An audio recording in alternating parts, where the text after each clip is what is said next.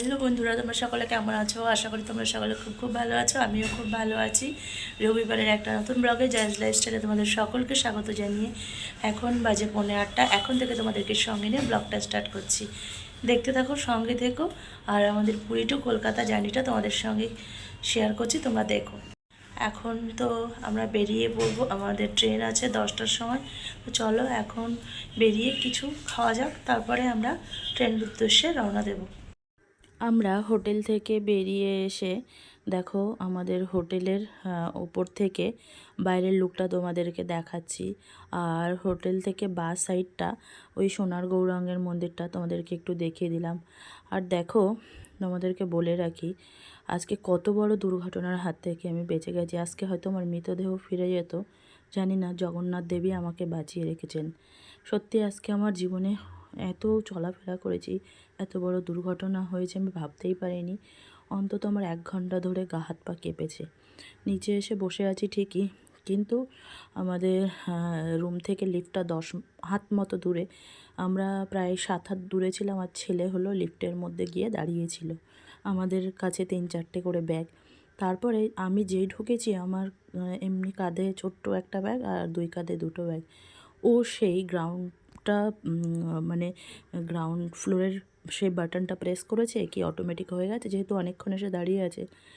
তো আমি সামান্য 3 আঙুল মতো আমার ফাঁকা ছিল লিফটের আর কি দরজাটা। কোনো রকমে কষ্ট করে, আমি জানি না, আমার থরথর করে কাঁপছে। 2 হাত দিয়ে ঠেলার চেষ্টা করছি, ওটা যেহেতু ইলেকট্রিকের জিনিস। তখন আমি কি করে জানি না, আমার একটা ব্যাগ আছে, ছোট ব্যাগ, আর বড় ব্যাগ একটা আছে, আর ডান হাতের যে ব্যাগটা সেটা আমার বাইরে ছিল, আর হাতটা অর্ধেক আমার পুরো লিফটের দরজায় আটকে ছিল। আমি কি করে ব্যাগটা ফেলে দিয়েছি আমি নিজেই জানি না। এখনও আমি পরের দিন ভয়েস দিচ্ছি, আজকে সোমবার, তবুও আমার সেই আতঙ্কটা রয়ে গেছে শরীরের মধ্যে। আর আমার যেন হাত পা এখনও টকটক করে কাঁপছে। আমি ভাবছি আর অবাক হয়ে যাচ্ছি। আর ছেলেকে খুব তো বকেছি, তুই এত বড় ঘটনা ঘটিয়েছিস, আজকে যদি আমি মরে যেতাম কী করতিস বল। তারপরে আবার ট্রেনে উঠেও আমার পায়ের উপরে একটু ট্রলি পড়লো। তো যাই হোক, আমি অনেক বড় বড় বিপদের হাত থেকে বেঁচে গেছি। যথারীতি আমরা একটু পুরী স্টেশনে এসে, পুরী আছে না এখানে পাওয়া যায় 4টে করে পুরী, সেই পুরী আর তরকারি খেয়ে নিয়ে তারপরে ট্রেনে এসে গেছি। আর আর বাদ বাকি ট্রেনগুলো সব ক্যান্সেল আছে। এই সকাল 10টা 15 ট্রেনটাই একমাত্র চালু আছে, কারণ আজকে তো সেই ঝড় হওয়ার কথা, ওই কারণে। আর ওই জন্য অনেকেই জেনারেল কামরার লোকও এই বগিতে উঠে গেছে। আর পুলিশ এসে আগে হলো বলে গেছে যে তোমরা সবাই সাবধানে থাকবে, আর ট্রেন বাতিল আছে, আর যে যার মোবাইলটাকে নিজের মতো রাখবে। আর এখানে অনেকেই জেনারেল যারা উঠেছে বলেছে জেনারেল কামরা আছে, সেখানে যাও, এটা রিজার্ভেশন সিট। কারণ সবাই দূর থেকে আসছে, কষ্ট করে অনেকটা দূর জার্নি করে যেতে হবে। যদি কারোর ঘুম এসে যায়, বাই চান্স তারা নিয়ে নেমে যায়, কারণ 4টে 5টে স্টেশন পরে, তখন কি করব, তাদের তো ধরেও পারা যাবে না। ওই কারণে পুলিশকে ডেকে ওদেরকে একদম আমাদের সামনের থেকে কয়েকজন মহিলা মিলে সামনের যে টয়লেটের সামনে ওখানে বের করে দিয়েছে। ওরা যায়নি জেনারেলের দিকে। আর আমরা উঠে দেখি যে যার মানে আমাদের রিজার্ভেশন সিটে ওই জেনারেল লোকগুলো বসে আছে। তখন সবাইকে বলা হয়েছে এটা রিজার্ভেশন সিট, তখন তারা যথারীতি উঠে গেছে, কারণ ভেবেছিল যদি কারো রিজার্ভেশন না থাকে আমরা বসে পড়ব।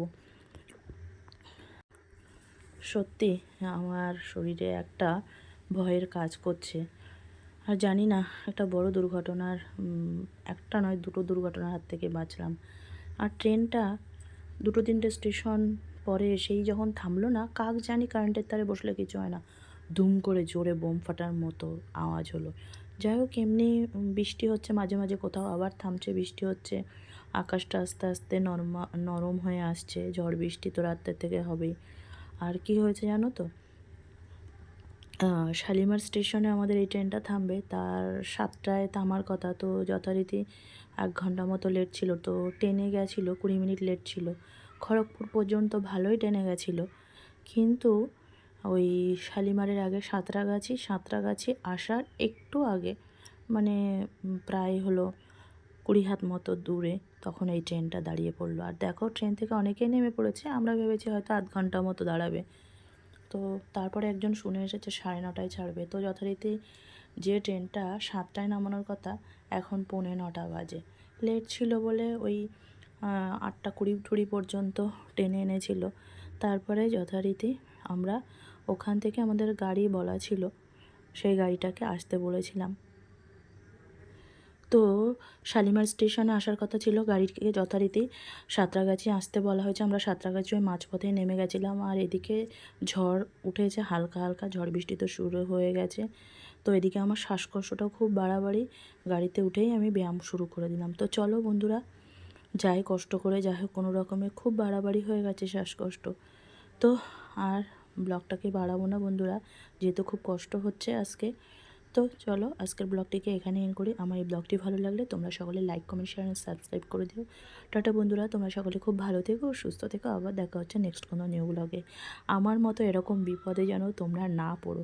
আমার কপালের আর কি গ্রহের দশা ছিল, এই জন্য আজকে আমি এই 3টে বিপদ এর থেকে বেঁচে গেলাম। লিফটে একটা বিপদ, তারপরে এই শ্বাসকষ্ট হচ্ছে, একটা বিপদের হাত থেকে বেঁচে গেলাম। আবার ট্রেনে উঠে ট্রলিটা আমার যাই হোক ডান পায়ের বুড়ো আঙুলে পড়েছিল। ওই ডান পায়ের ওপর দিয়েই সব যাচ্ছে, ডান হাতটা আটকে গেছিলো, ডান পায়ের বুড়ো আঙুলে পড়েছিল। যাই হোক এইভাবে বিপদটা কাটিয়ে বাড়ি ফিরছি, আর কিছু করার নেই।